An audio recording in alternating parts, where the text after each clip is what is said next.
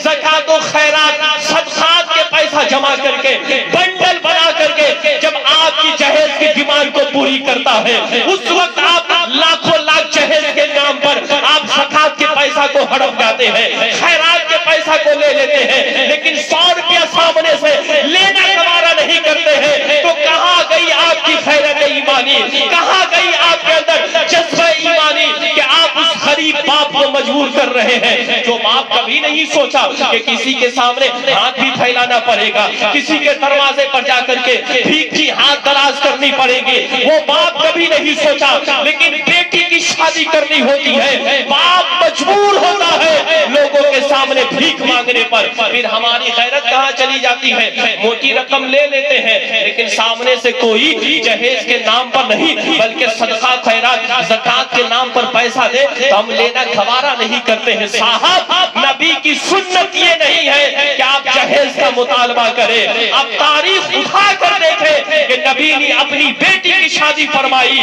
تو حضرت علی کو آپ نے جہیز نہیں دیا بلکہ حضرت فاطمہ کے تمام تر بستر کا انتظام حضرت علی کے پیسوں سے آپ نے انتظام فرمایا، حضرت علی کے پیسوں سے ساری چیزوں کا بندوبست کر رہے ہیں۔ پتا چلا یہ لڑکی والوں کی ذمہ داری نہیں ہے بلکہ اس لڑکا کی ذمہ داری ہے کہ آپ کے نکاح میں آ رہی ہے، آپ کے گھر میں آ رہی ہے، جن چیزوں کی ضرورت ہے ان چیزوں کی بھرپائی اور ان چیزوں کا انتظام لڑکا والوں کو کرنا ہے نہ کہ لڑکی والوں کو کرنا ہے۔ لیکن آج ہم ان چیزوں کو غور نہیں کرتے ہیں، ہم آگے بڑھتے چلے جاتے ہیں، بے جا خرافات کرتے ہیں، بے جا ڈیمانڈیں کرتے ہیں۔ صاحب یاد رکھیں دنیا میں کسی غریب باپ کو آپ اس کے دل کو آپ ناراض کر سکتے ہیں، اس غریب باپ کو مجبور کر سکتے ہیں لوگوں کے سامنے بھیک مانگنے پر، لیکن صبح قیامت جب رب کے سامنے جب آپ کو پیش کیا جائے گا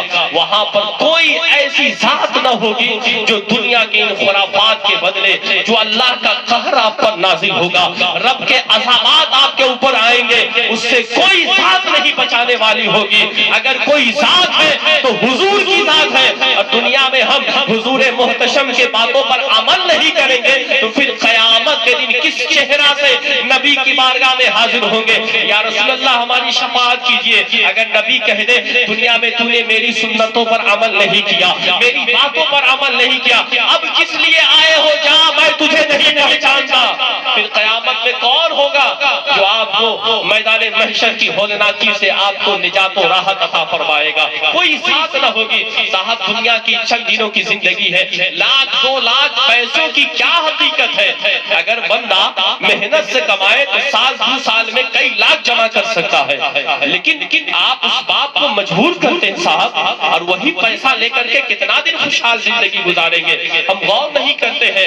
غریب باپ اگر وہ جہیز کے لیے بھیک مانگ کر پیسہ دیتا ہے تو وہ پیسہ لے کر کے ہم خوشحال نہیں رہتے ہیں۔ شادی سے پہلے گھر میں محبت قائم تھی، شادی سے پہلے بیٹا باپ کے ساتھ اچھا سلوک کرتا تھا، محبت کے ساتھ سارے لوگ ایک ساتھ رہتے تھے، لیکن آپ جہیز کی ڈیمانڈ کرتے ہیں، گھر کے سارا نظام برباد ہو جاتا ہے۔ بیماری میں ادھر سے پیسہ لگ رہا ہے، ادھر سے پیسہ لگ رہا ہے، احساس تک نہیں ہوتا ہے صاحب گھر میں آپ کی جہیز کی ڈیمانڈ سے پہلے کوئی بیمار نہیں پڑتا تھا، لیکن جب سے آپ نے جہیز کی ڈیمانڈ کی ہے چند پیسہ آپ کے گھر میں آیا ہے، بیماریوں کی لائن لگی ہوئی ہے، کبھی یہ بیمار کبھی وہ بیمار، کبھی ادھر ادھر سے پیسے نکلتے چلے جا رہے ہیں، اور لاکھ روپے آپ نے مانگا تھا کئی لاکھ آپ ڈاکٹروں کے پیچھے خرچ کر رہے ہیں۔ اس میں ہمیں ذرہ برابر احساس تک نہیں ہوتا ہے صاحب۔ اس غریب باپ کے دل کی آہ لگ جاتی ہے۔ آپ اس غریب باپ کے چہرے پر دیکھیں گے جب وہ اپنی بیٹی کا رشتہ نکاح کرتا ہے، وہ باپ ظاہری طور پر اپنے ہونے والے سمجھی کو پیسہ دیتا ہے، لیکن دل کے اندر سے دیکھیں گے دل ٹوٹ چکا ہوتا ہے، چور چور ہو چکا ہے۔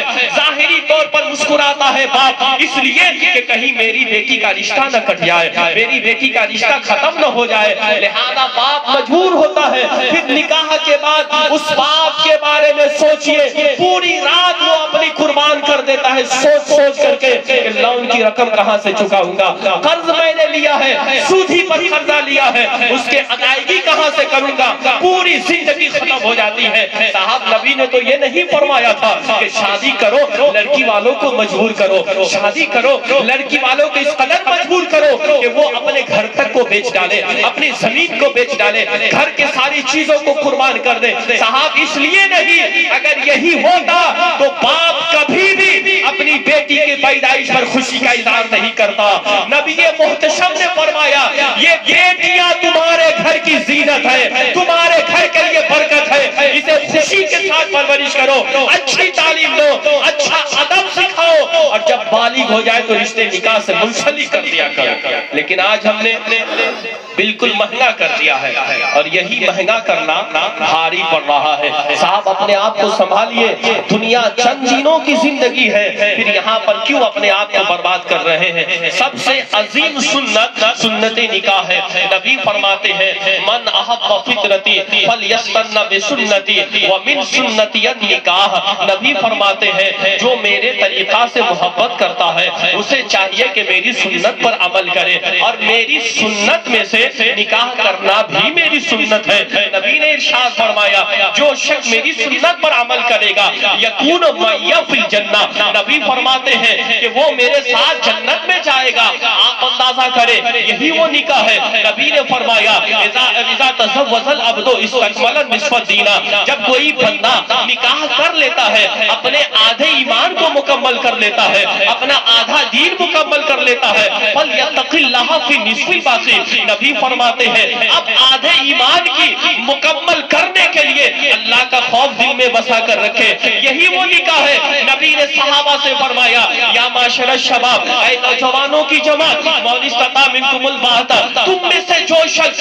شادی کرنے کی طاقت رکھتا ہے فلیتزوج، چاہیے کہ وہ شادی کر لے، فإنہ اغض للبصر، اس سے تمہاری آنکھ کی حفاظت ہو جائے گی، وأحسن للفرج، تمہارے شرمگاہ کی حفاظت ہو جائے گی۔ نبی محتشم کا یہ پیغام کتنا سنہرا ہے، لیکن آج ہم ان چیزوں پر غور نہیں کرتے ہیں۔ صاحب یاد رکھیں نبی محتشم کی سنت پر اگر آپ کا عمل نہیں ہوگا دنیا میں بھی آپ برباد رہیں گے، مرنے کے بعد جہنم ٹھکانہ کر دیا جائے گا۔ لہذا کوشش کریں کہ دنیا میں ہم اچھائی کو اپنائیں، اچھائی کے راستوں پر چلیں، نبی پاک صلی اللہ علیہ وسلم کی سیرت کو پڑھیں، سیرت پر عمل کرنے کی کوشش کریں۔ وہ بندہ کامیاب ہے جو نبی کے بتائے ہوئے طریقے پر عمل کرتا ہے، وہ بندہ برباد ہو جاتا ہے جو نبی کی سنت پر عمل نہیں کرتا ہے بلکہ اپنی طبیعت کے مطابق سارے کام کو انجام تک پہنچاتا ہے۔ یہ وہ شادی ہے جس کے تعلق سے نبی نے فرمایا کہ اسی شادی میں اللہ برکت فرماتا ہے جس شادی میں کم خرچ کیے جائے۔